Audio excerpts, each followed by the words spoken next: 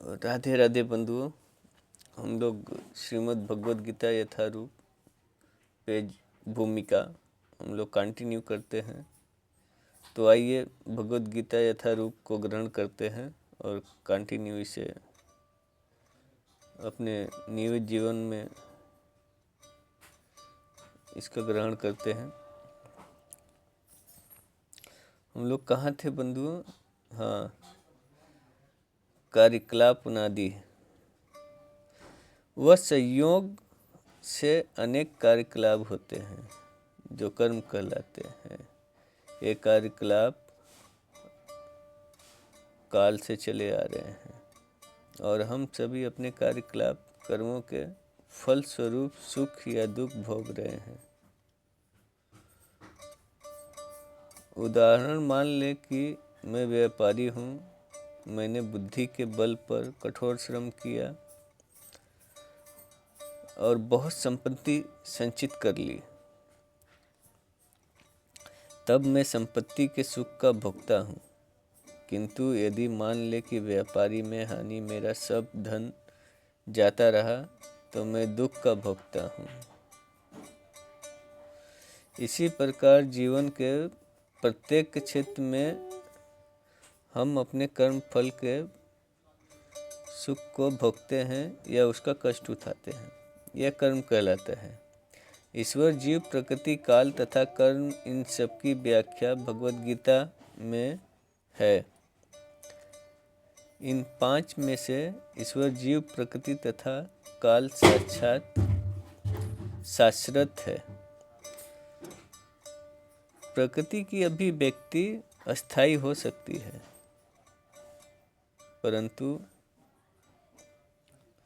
परंतु यह मिथ्या नहीं है।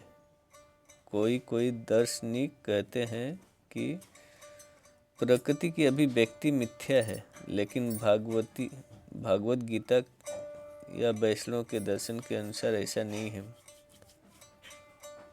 जगत की अभिव्यक्ति को मिथ्या नहीं माना जाता, इसे वास्तविक में किंतु अस्थायी माना जाता है। यह उस बादल के सदृश है जो आकाश में घूमता रहता है, या वर्षा ऋतु के आगमन के समान जो अन्न का पोषण करती है। जो ही वर्षा ऋतु समाप्त होती है और बादल चले जाते हैं, तो ही वर्षा द्वारा पोषित सारी फसल सूख जाती है। इसी प्रकार यह भौतिक अभिव्यक्ति एक निश्चित अंतराल में कुछ होती है, कुछ काल तक ठहरती है और फिर लुप्त हो जाती है।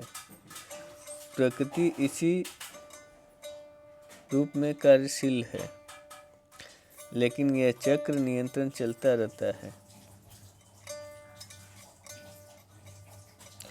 इसलिए प्रकृति साक्षात है, मिथ्या नहीं है। भगवान इसे मेरी प्रकृति कहते हैं। यह भौतिक प्रकृति अपरा प्रकृति परमेश्वर की भिन्न शक्ति है। इसी प्रकार जीव भी परमेश्वर की शक्ति है, किंतु यह बिलग नहीं है, अपितु भगवान से नित्य समृद्ध है। इसी तरह भगवान, जीव, प्रकृति तथा काल ये सब परस्पर संबंधित है और इसी साक्षात, लेकिन दूसरी वस्तु कर्म साक्षात नहीं है। हाँ, कर्म के प्रभाव अत्यंत पुरातन हो सकते हैं। हम अनादि काल से अपने शुभ अशुभ कर्म फल को भोग रहे हैं।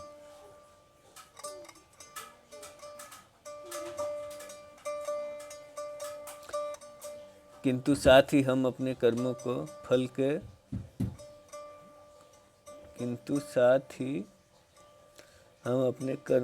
फल को बदल भी सकते हैं। यह परिवर्तन हमारे ज्ञान की पूर्णता पर निर्भर करता है। हम विविध प्रकार के कर्मों में व्यस्त रहते हैं।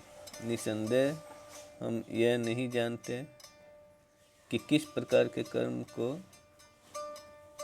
करने में कर्म फल से राहत प्राप्त होती है।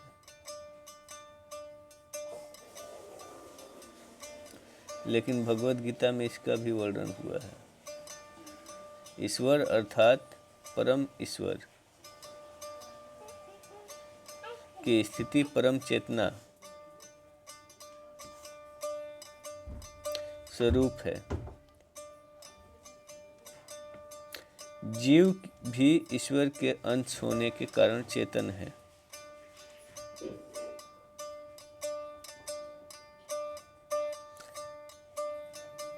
जीव तथा भौतिक प्रकृति दोनों को प्रकृति बताया गया है, अर्थात वे परमेश्वर की शक्ति है।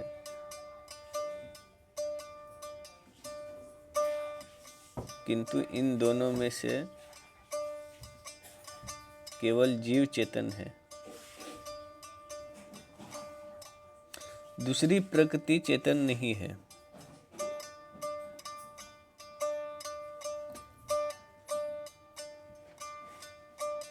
यही अंतर है। इसलिए जीव प्रकृति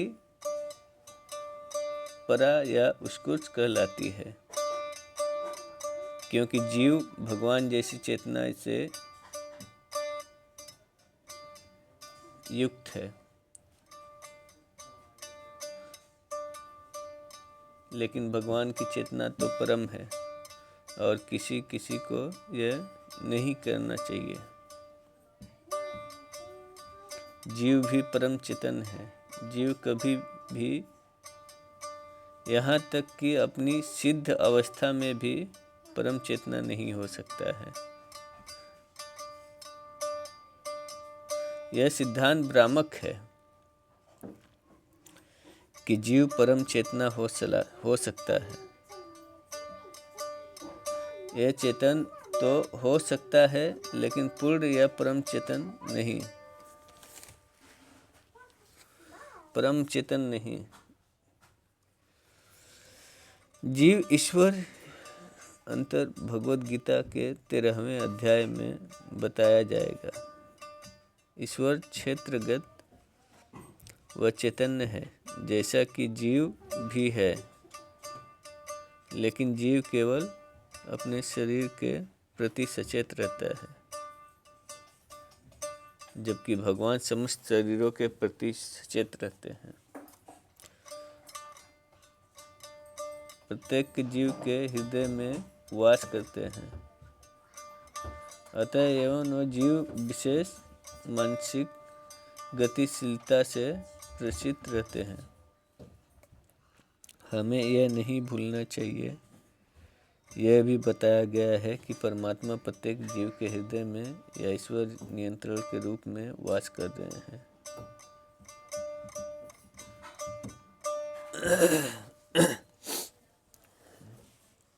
वास कर रहे हैं और जैसा जीव चाहता है वैसा करने के लिए जीव निर्देशित करते रहते हैं। जीव भूल जाता है कि क्या करना है। पहले तो वह किसी एक विधि से कर्म करने का संकल्प करता है, लेकिन फिर वह अपने ही कर्म की क्रियाओं और प्रतिक्रियाओं में उलझ जाता है। एक प्रकार शरीर त्यागने के बाद वह दूसरा शरीर ग्रहण करता है। जिस प्रकार हम वस्त्र उतारते तथा पहनते हैं, इस प्रकार जब आत्मा